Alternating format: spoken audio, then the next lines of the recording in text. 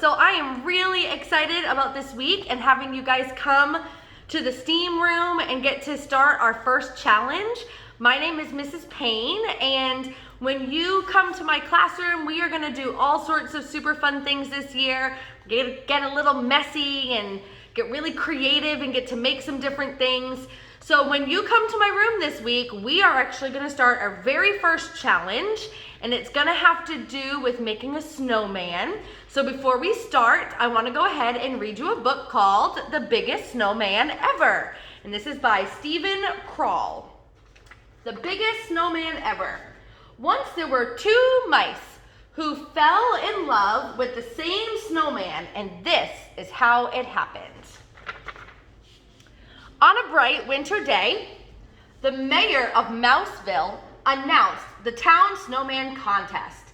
Whoever makes the biggest snowman will win a prize, he declared, and all the mice were very excited. The judging of the contest will take place in 2 weeks, said the mayor.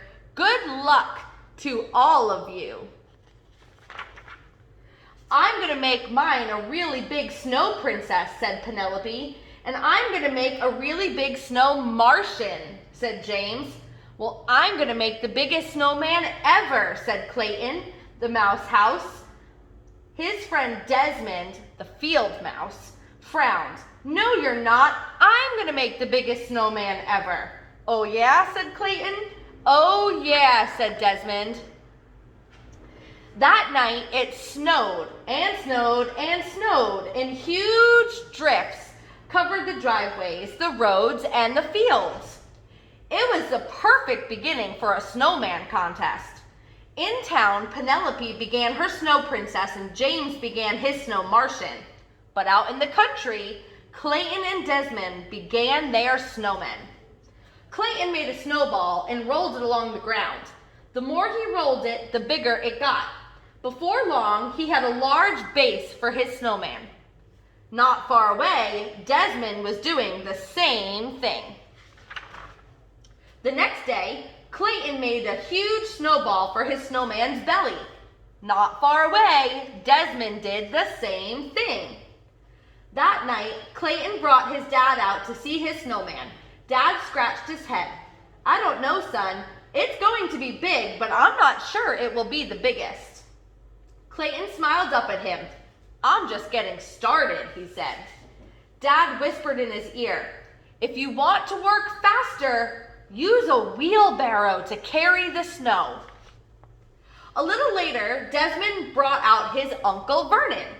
I don't know, said Vernon. It's gonna be big, but do you think it'll be the biggest? Desmond smiled. I'm just getting started, he said. Vernon whispered in his ear, if you want to work faster, use a wheelbarrow to carry the snow. The next day, Clayton filled his wheelbarrow with snow and he piled it onto the snowman. Then he rolled another snowball for the snowman's head. Not far away, Desmond did the same. A few days later, Desmond ran into town to look at James's snow Martian and Penelope's snow princess.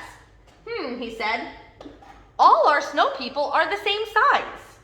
That afternoon, Clayton made the same discovery. The next day, while working on his snowman, Clayton had an idea. He brushed the snow off of his gloves and walked towards Desmond. At the same moment, Desmond had an idea. He brushed the snow off of his gloves and walked towards Clayton. They bumped into each other and fell down. I have an idea, said Clayton. I have an idea, said Desmond. We should do this together, said Clayton. Nobody said we couldn't, said Desmond. First, they rolled each part of Desmond's snowman over to the middle of the field. Then they rolled each part of Clayton's snowman over to the middle of the field. They piled the snowballs on top of one another. Clayton dropped a floppy hat on the snowman's head. Desmond added a long scarf, huge coal eyes, and a giant carrot nose. When they were done, they had built the biggest snowman ever.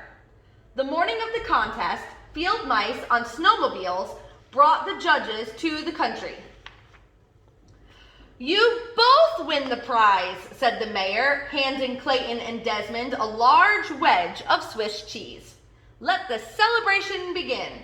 Everyone gathered to dance around the snowman, drink hot chocolate, and eat donuts. We did it, said Clayton and Desmond, jumping up and down. We did it together. When you come to my room, we are going to make the biggest snowman ever. And just like Clayton and Desmond did, you're going to work with a partner to try to make a big snowman, because it definitely is better to have multiple people instead of doing it by yourself. Now, you're not going to use real snow. I'll give you special materials like marshmallows and toothpicks and pipe cleaners and all sorts of things to make your snowman nice and big. It's very important that we don't eat any of our materials that happen in STEAM class.